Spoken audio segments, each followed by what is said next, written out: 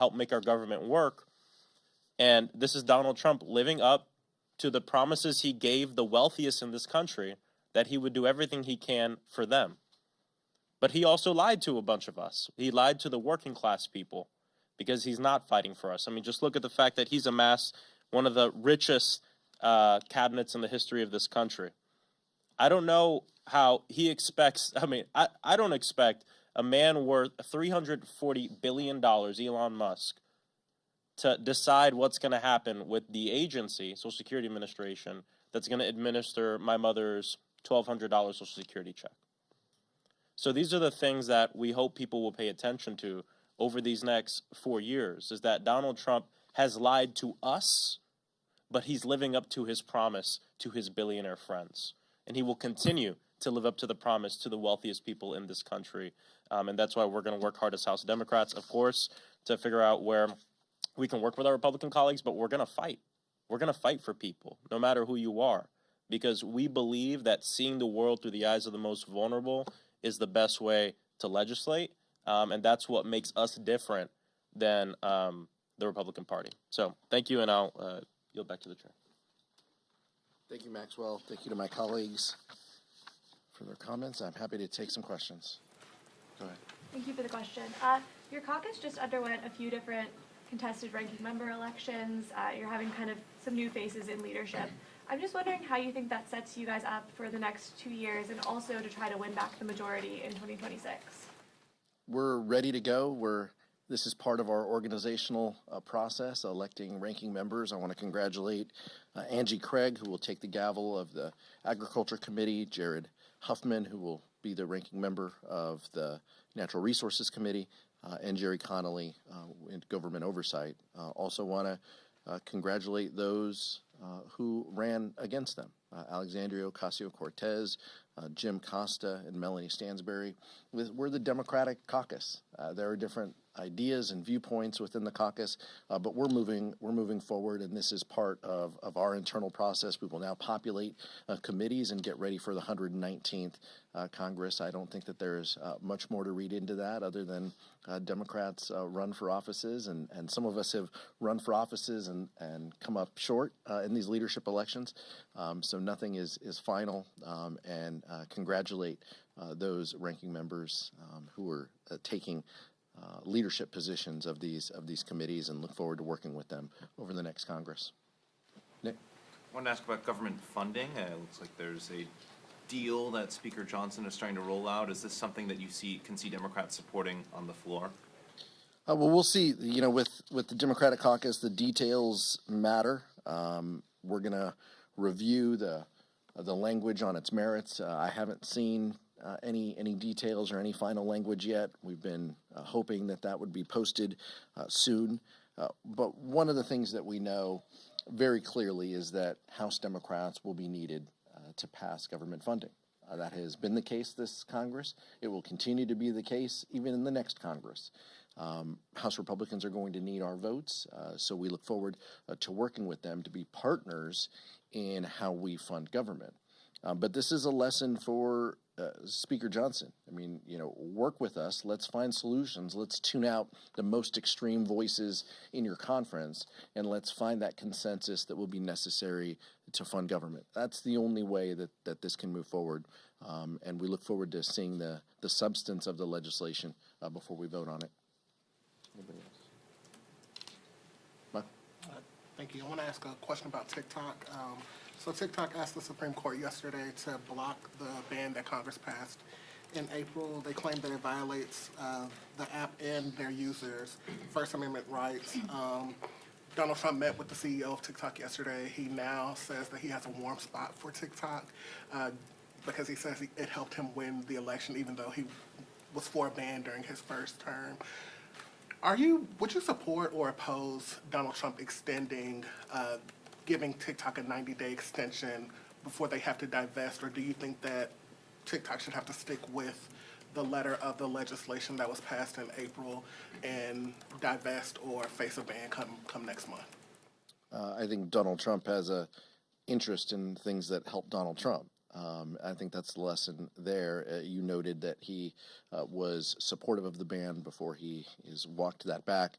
I and a lot of other Democrats, for national security purposes, voted for that piece of legislation. The legislation allows a process to take place, but January is an important part of that process. So I continue to support the piece of legislation that requires the divestment or sale. There could be a delay or a window of discussion within the legislation, but I agree with the spirit and the letter of the law and look forward to the administration following the law. There have been, at least we've heard, quite a few things added recently in negotiations to the CR. What have been the things that at least you've been involved with or been in discussions on that you think are important that were added at this last few days? Well, again, with the caveat that we're waiting to see the language of what's included, but House Democrats have been very clear that the lapsing farm bill is important to us. It's important for rural America. It's important for nutrition programs across the country. It's important that we continue that program.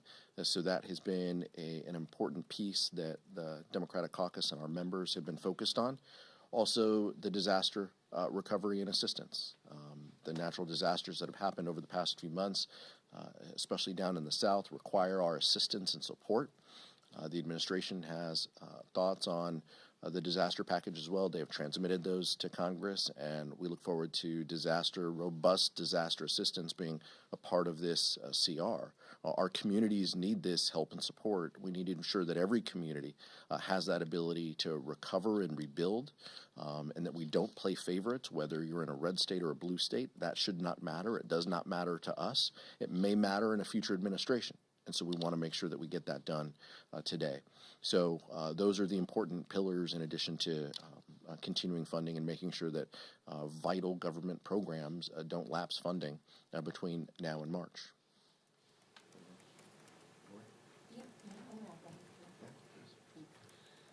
I think one other thing that we're also tracking, because there was a pileup of legislation that didn't get through in the sort of campaign season part of the year, we obviously want to make sure that telehealth flexibilities are extended. So many people in our communities rely on that to access their care. Transparency for pharmacy benefit managers to help continue to bring the prices down for people back home who are going to pharmacy counters, especially in this intense time of cold and flu season, and just making sure generally that we give access and affordable health care to hardworking families, and so we hope to make sure that's part of the negotiation as well. Thank you. Special assist from my ENC colleagues. Thank you for that. Thank you for the reminder. In the back. The first House DOGE caucus meeting today. A handful of House Democrats have joined that caucus. Has there been any dissent? What do you make of your fellow Democrats maybe teaming up with Elon Musk and Vivek Ramaswamy?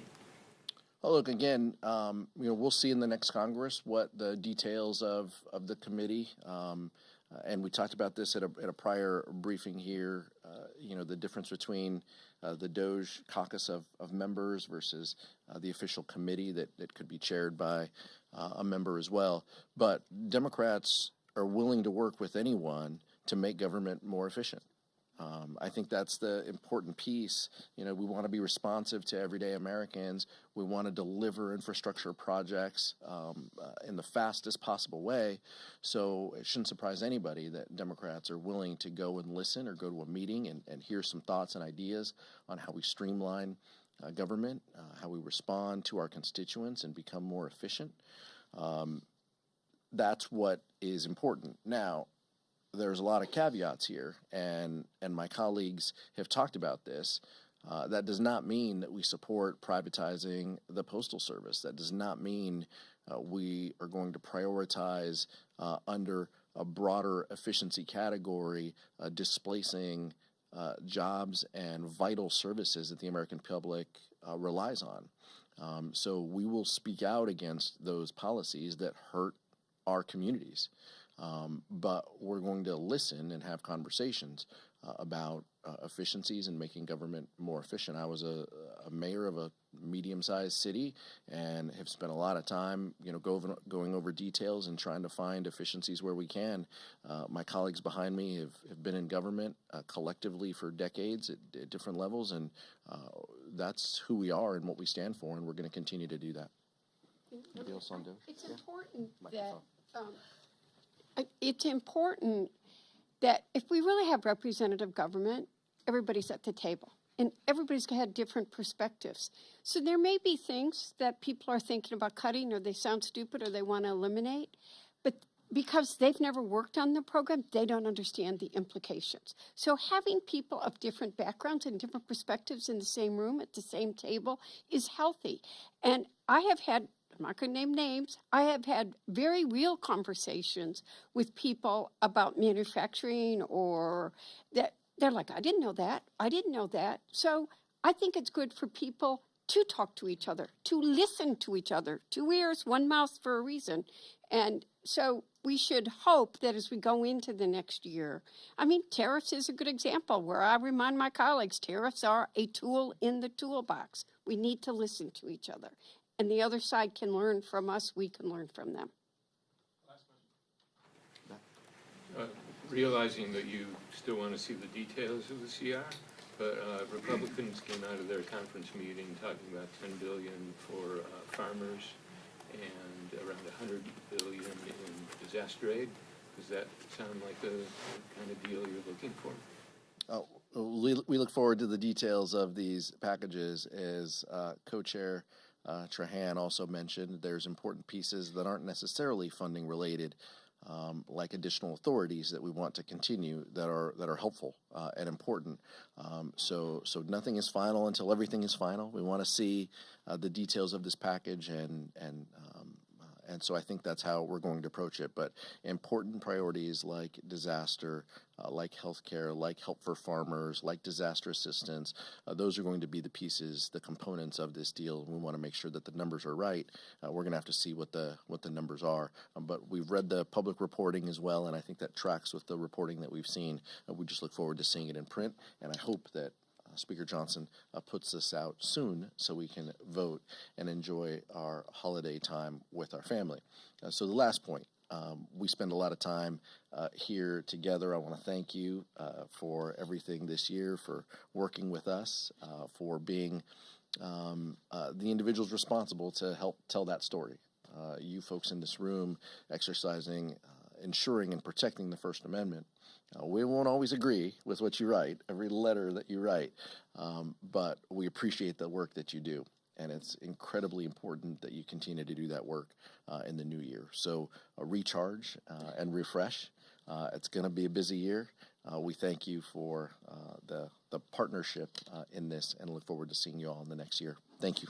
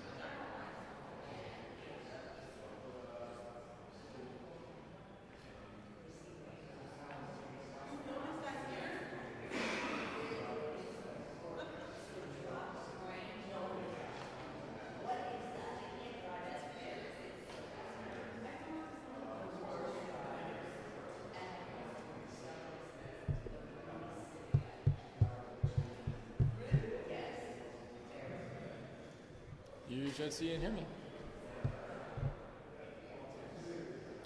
Okay. All right.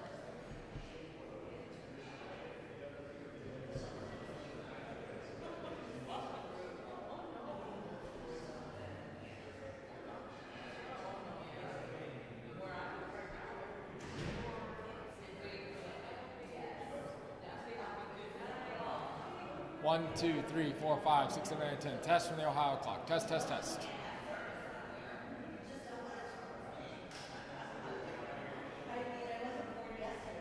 Probably not. I just make sure the white button.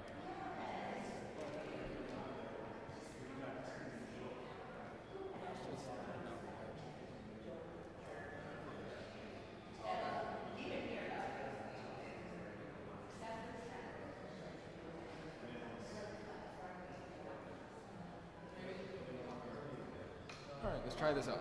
Test from the Ohio clock. This is a test for the Ohio clock. Should be scheduled to let. Please double check me. Should start at 1:30 and go till 4:30. Alrighty. Okay. Yep. 1, 2, 3, 4, 5, 6, 7, 8, 10. Test, test. Thank you. Yeah, no problem.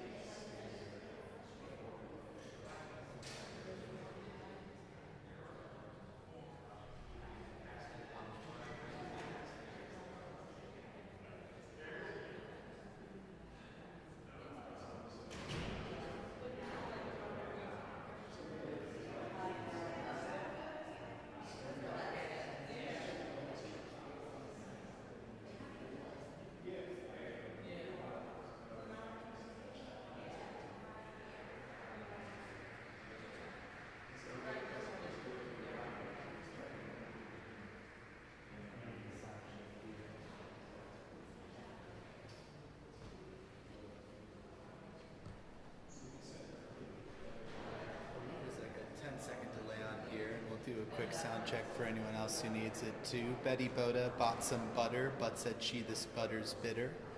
If I put it in my batter, it will make my batter bitter.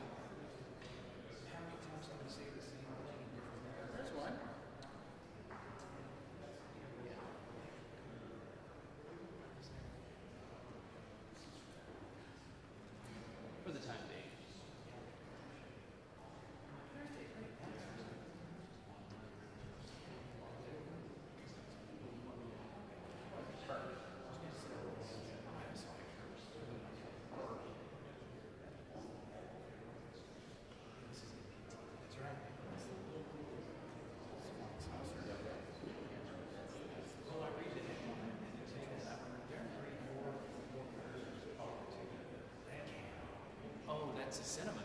Where is the point?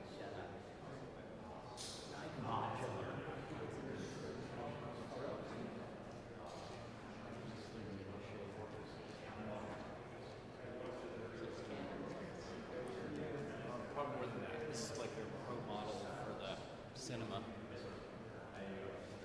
C300, Scotty. Yeah.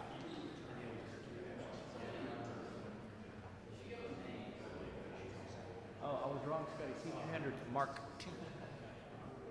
Canon loves their marks. The C300 marks the shuffleball.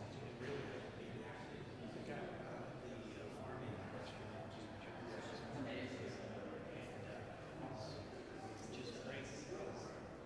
You see where the negotiations are going. Where Johnson right in here. What are they cutting into the story?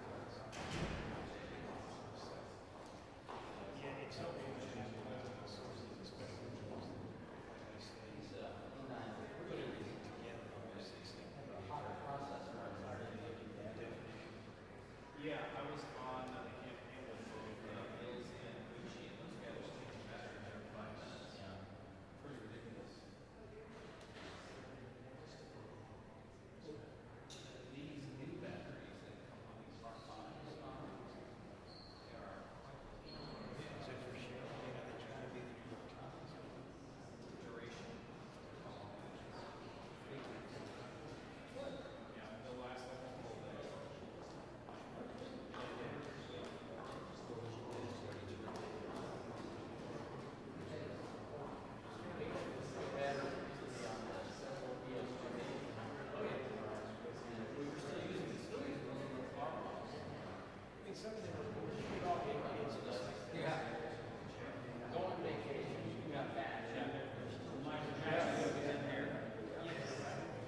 This is Michael Jackson. I can't do anything. I bet you could, Matt. I bet you could. I did not. Does he not hear that? People he didn't get.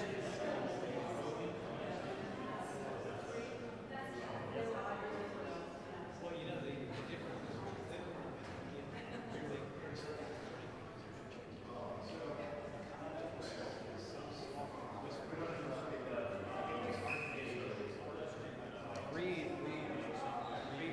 read was worse. Yeah, I don't agree with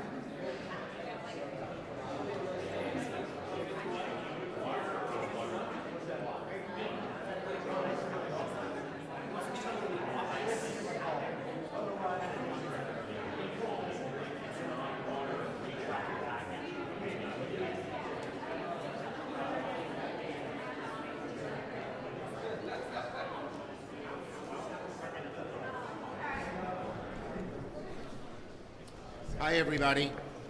So thanks for joining me. I have Senators Senators Reid and Murray for being here today. Well, it's been a busy week in the Senate. Last night, the Senate voted 83-12 to advance the NDAA by a strong margin. It says here, last night, the Senate voted 83-12 to advance the NDAA by a strong margin of 83-12. Reading my notes. He got it, no one else. The NDAA is now on a glide path to final passage. Of course, the NDAA is not perfect.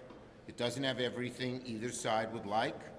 It includes some provisions that we Democrats would not have added and other provisions that we would want left out entirely. But of course, you need bipartisanship to get this through the finish line. The NDAA took a strong stance against the CCP, the Chinese Communist Party, something I've fought for very hard to get in that bill, and now it's in. The NDAA will boost the use of AI for our competitiveness and national defense, something you know I'm very passionate about. It would also expand the Tech Hub program from the Bipartisan Chips and Science Act. These funds will transform communities in New York and across the country into the next epicenters of innovation. Lots of smaller cities and rural areas that were left out will now be part of this modernization of our tech industry. The bipartisan measures to expand on AI, to expand our AI infrastructure, and strengthen the U.S. edge against the CCP are so important to our national security and our technological edge. And Chairman Reid has done a great job. I salute him. You'll hear from him in pushing this bill through. On the CR, there continues to be good progress. Work is ongoing to finalize an agreement in text. Text is not yet posted. Of course, time is of the essence to pass this bill before the December 20th deadline to prevent a harmful government shutdown and deliver critical disaster relief, which we're fighting very hard for American families. Senator Murray and I are going to continue to work together to make this happen. So let me turn it over to Senator Murray. Well, thank you. We have been working around the clock to wrap up the CR and the disaster relief bill. We should be done, but unfortunately we've been delayed by an 11th hour demand from the Speaker. We are very close to an agreement, so I look forward to resolving the final issues and getting back on track. We are heading into the holidays, and the nation really needs a bipartisan package that will prevent a needless shutdown, keep our government open, and get much needed support to areas across the country that are recovering from disaster. Communities hit by hurricanes and tornadoes and fires and a lot more have been waiting for a long time for this. It's been nearly a month since I held a bipartisan hearing on just how urgently people all across our country need disaster relief. They are counting on us to deliver the resources they need to get back on their feet, to rebuild essential infrastructure, and recover in the wake of disaster. They are watching and wondering whether Congress is going to help them. And we have to answer with a resounding yes by getting this package across the finish line, which is what I am focused on doing. We have to make some hard choices in Congress sometimes. This should not be one of them. Another easy choice ahead of us, funding the government and preventing a senseless and devastating shutdown. I do want to note that here in the Senate, where Democrats hold the majority, we put forward our serious funding bills. We passed them out of committee on an overwhelming bipartisan basis, not a theoretical exercise, but to write bills that could pass both chambers and actually help people. Because it does matter if NIH is forced to operate on last year's spending priorities, setting back groundbreaking research. It does matter if the Social Security Administration has the resources they need to clear backlogs so seniors can get their benefits, or if WIC is fully funded so moms and babies don't go hungry. Across all of our funding bills, there are real consequences for real people, for our economy, and for our national security. So yes, it is disappointing to be here again at the 11th hour, waiting to simply kick the can down the road with another CR, rather than passing our bills into law that meet the needs of our country. But I will remind everyone, As we work together now to negotiate a full year spending bill for fiscal year 2025, the appropriations process will remain bipartisan. House Republicans will have fewer seats than they do this year, and Senate Republicans will not have 60 members. Democrats will continue fighting for the investments that matter to families and working people everywhere in this country on everything from child care to affordable health care to clean drinking water and so much more. So, Merry Christmas, Happy Holidays, let's fund the government, pass these bills that will help our fellow Americans and get them across the line. Thank you. Senator Reid. Well, thank you, Leader Schumer and Chair Murray. The 2025 National Defense Authorization Act strengthens America's economic, industrial, and military might.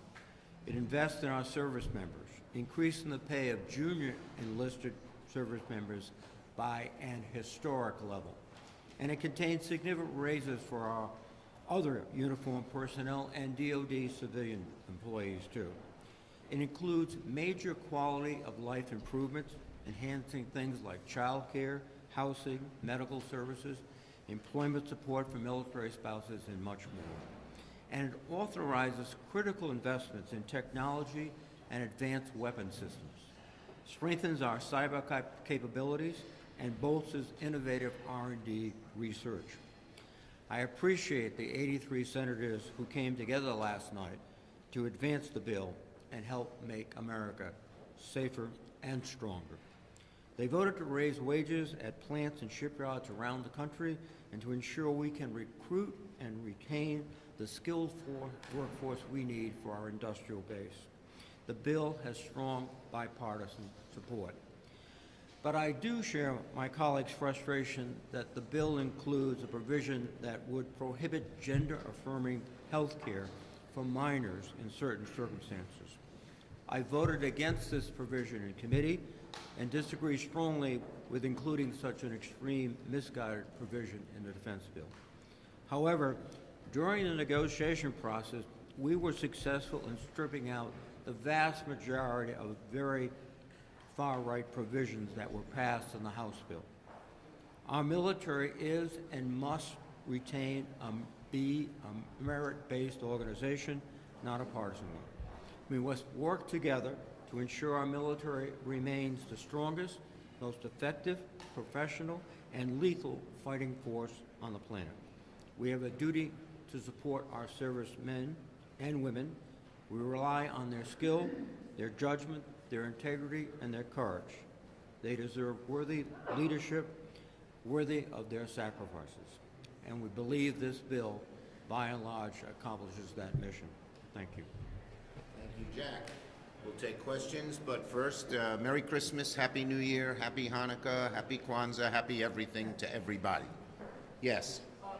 Third Circuit nominee Deal Monaghan told President Biden in a letter yesterday that the judicial selection process is, quote, fundamentally broken, and he said, quote, this is no longer a system for evaluating fitness for judicial office. I'm wondering what your reaction is to that. My reaction is that we didn't have the votes to put him on the floor, and I was supportive of him. That's regrettable.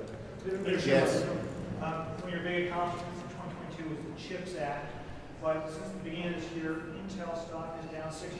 Pat Gelsinger has stepped down because the board did not agree with his vision for competing with TSMC long term. Looking back at it, do you think Congress will rest in viability of manufacturers?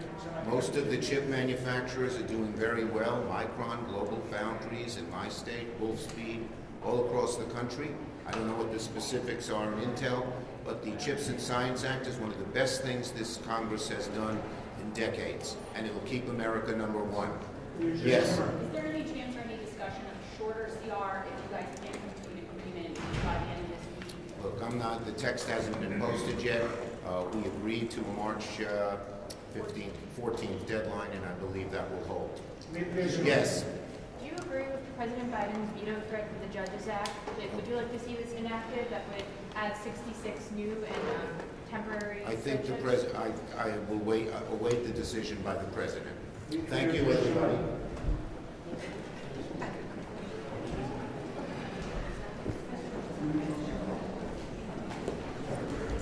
I was like, all right.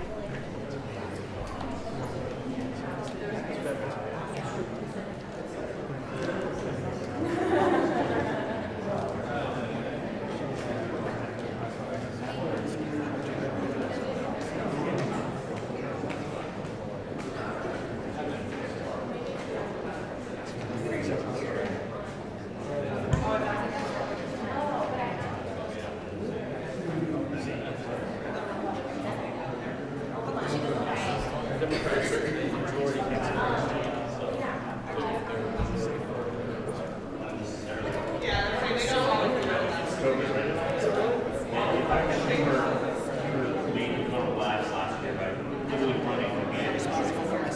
way. That's hilarious. So it's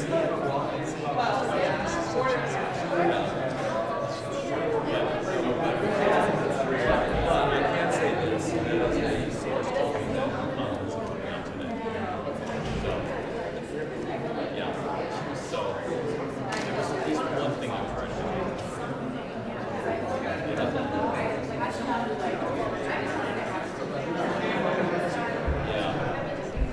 It's interesting that people who elected senator, but aren't senators technically yet, maybe like that shift.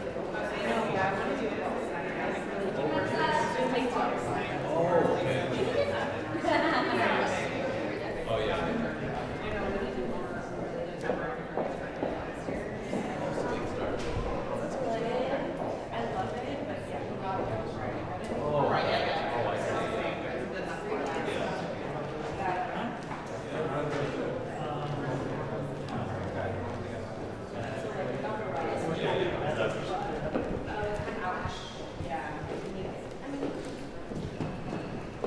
Good afternoon, everyone. We have a bit of a pileup here in the United States Senate. We have the defense authorization bill, which we're still trying to get going. We've got a continuing resolution, a disaster supplemental, Water Resources Development Act, and a Social Security bill, all supposedly to be processed by the end of the week. And I just want to make one observation about especially National Defense Authorization Act, which, as I told you before, has been available literally since June when it came out of the Senate Armed Services Committee, and Senator Schumer and the Democrats had stalled, not put it on the floor, not prioritized our national security. At a time when we have ships that can't get out to sea, planes that can't fly, and a military readiness problem that seriously needs to be addressed. That is not going to happen next year. I can assure you that national security will be a big priority. President Trump campaigned on national security and making sure that our military is ready to confront the threat matrix that we face around the world today, and he will have the full support of us in Congress to make sure that those important national security priorities are addressed in the upcoming year. So it's regrettable that this is where we are and that we have this pile up, but it was the Democrats' own making, and now we're going to have to do our best to try and sort through it and find our way out and get out of it and get into next year, where we're going to be in the majority and we will set the priorities, and they will be very different priorities. Well, Republicans will restore and reassert America's strength in the world. Now, that means a military that is lethal, that is prepared to fight, that is intimidating. It means border security, and it also means American energy dominance. Because border security is national